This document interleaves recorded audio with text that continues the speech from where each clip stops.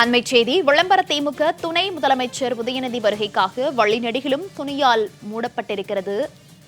Buckingham கால்வாயை மறைத்து நிகழ்ச்சி நடத்துவதற்காக தற்போது ஏற்பாடுகள் தீவிரமாக நடைபெற்று வருகிறது. இந்நிலையில் விளம்பர திமுக துணை முதலமைச்சர் உதயநிதி வருகைக்காக வழிநெடுகிலும் அப்பகுதியில் துணியால் மூடப்பட்ட அவலம் அரங்கேறியிருக்கிறது. தொடர்பான காட்சிகளை பார்த்து வருகிறோம்.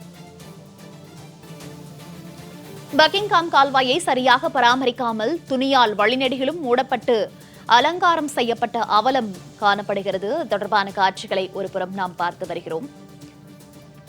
துணை முதலமைச்சர் உதயநிதியின் வருகைக்காக 5 நிமிட வருகைக்காக தெரு முழுவதையும் துணிகளால் மறைத்த அவலம் அரங்கேறியிருக்கிறது.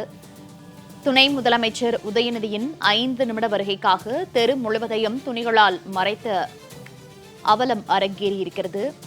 அது தொடர்பான காட்சிகளை பார்த்து வருகிறோம்.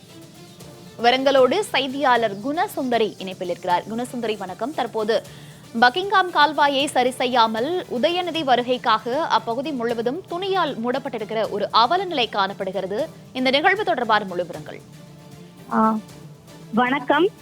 அதாவது தேனாம்பட்டி, அதாவது சேப்பாக்கம் தொகுதிக்கு உட்பட்ட தேனாம்பட்டி மண்டலம் வார்டு 114 லாக் நகர்ல கட்டப்பட்ட ஒரு திறப்பு விழாவுக்கு உதயநிதி ஸ்டாலின் வெறும் 5 நிமிட வருகைக்காக அந்த நகரில் இருக்கிற குடிசையை மறைப்பதற்காக மட்டுமே திரையை பயன்படுத்தியிருக்காங்க. குறிப்பா சென்னையில உதயநிதி தொகுதியான சேப்பாக்கம் நகர்ல லாக் நகர்ல இந்த இடம் அமைஞ்சிருக்கு. உதயநிதியின் வருகைக்காக குடிசைகள்ல திரைச்சேலைகளை பயன்படுத்தி மறைக்கும் அவலம் தான் இப்ப ஏற்பட்டிருக்குன்னு சொல்லணும். குறிப்பா ஆட்சிக்கு வந்தா குடிசைகளை ஒழிப்போம், வறுமைகளை ஒழிப்போம் என்று கூறிய விளம்பர திமுக அரசு இப்பொழுது குடிசைகளை மறைப்பதற்காக திரைச்சேலைகளை பயன்படுத்தும் அவல நிலை மக்களுக்கு ஏற்பட்டிருக்கு. இதே போன்று மதுரையில முதலமைச்சர் ஸ்டாலின் வருகைக்காக குடிசைகளை மறைத்து விழா அரங்கேற்றப்பட்டது.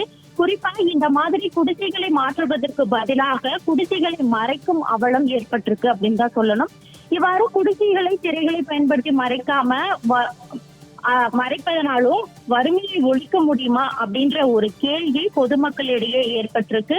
குறிப்பா உதயநிதி ஸ்டாலினுக்கு அதாவது ஏன் இந்த மாதிரியான ஒரு குடிசையை மாற்றுவோம் அப்படிங்கிற ஒரு நிலையை ஏற்படுத்தாம திரைச்சேலைகளை பயன்படுத்தி வராங்க அப்படின்ற கேள்விகளும் சமூக வலைதளங்கள்ல எழுந்து வருகின்றது. தகவல்களுக்கு நன்றி குணசுந்தரி.